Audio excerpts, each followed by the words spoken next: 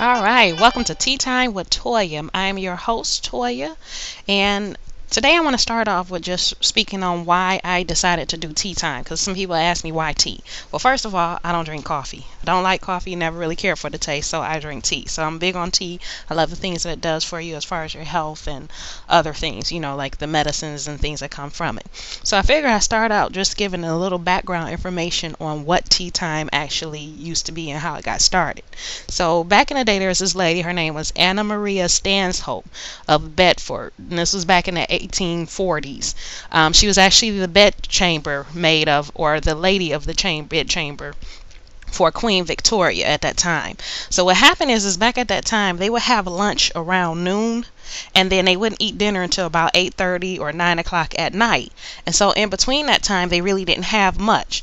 So what Anna Maria Stanhope used to do was she would started requesting around 4 or 5 o'clock in the afternoon. She would request that she get some tea and maybe some biscuits and butter or bread and butter or something like that.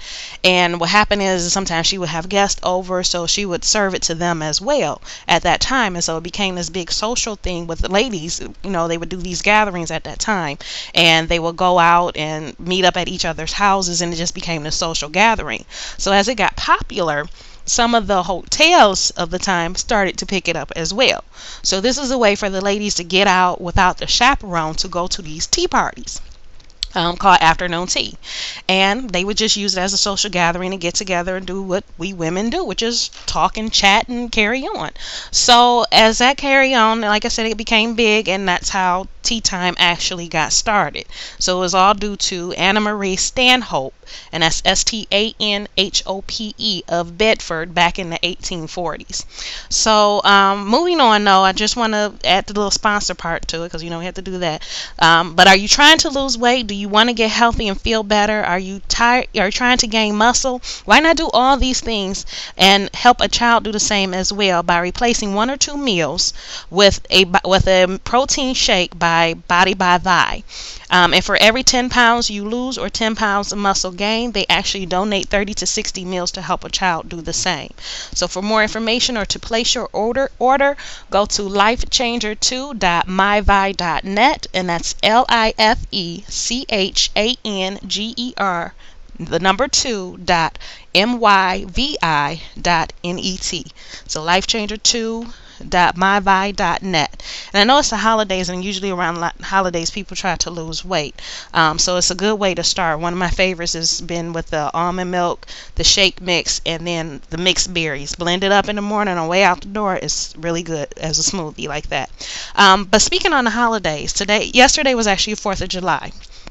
And I remember seeing this guy on, I think he was on the Ellen show, so I was over at my parents' house watching this. And he was a Vietnam vet. He had lost his legs, and what he does is he will go around, to promote things for the vets. And I actually saw an ad of his, I think, on Facebook as well. And what he was promoting is Vietnam vet, or what do you say, post-war awareness. That sometimes during the fireworks, with all the fireworks going off and shooting up in the air, and people doing those little M80 things, and all this that's going around, a lot of the vets, they go back in time to where they think about what happened when they were in war, when they were actually in that situation.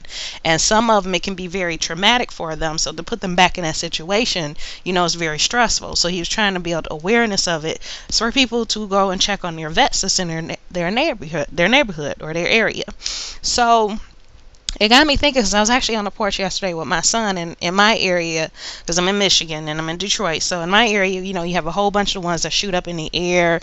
People always doing M80 things and the firecrackers and everything going on. And I'm like, wow, I bet this is exactly what it sounds like to be in a war. The only thing missing is you don't hear the people yelling and screaming and, like they do in the movies all the time. That was the only bit of it missing.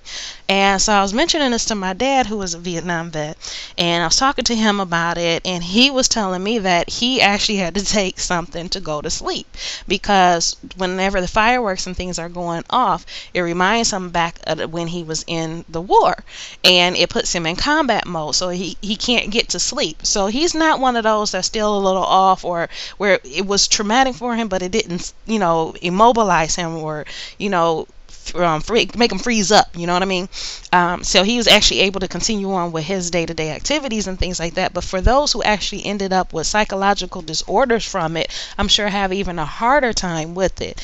And I'm sure there's some stories out there in regards to that. But I just wanted to say happy 4th of July to everybody. I know this is July the 5th, and I hope if you do know any vets, go check on them, make sure that they're okay, because the fireworks, they don't stop just on the 4th. They actually keep it going. So this is actually my first show. I hope you enjoyed it. It's kind of what I'll be doing throughout the duration of the radio station. One of the things I would do plan on doing in the future is maybe open it up. If I can find some ladies that'll do this with me, we can do it as a lady and really make it a tea time type of event. I also want to go out and do some interviews with people as well, because there's some interesting characters out there, as I said in my pre-video if you watched it. So I know some interesting people out there, and I would love to include them in some of the stuff I do on here. So, but just keep listening, and I thank you for your time. Thank you for listening, and I'll see you next time.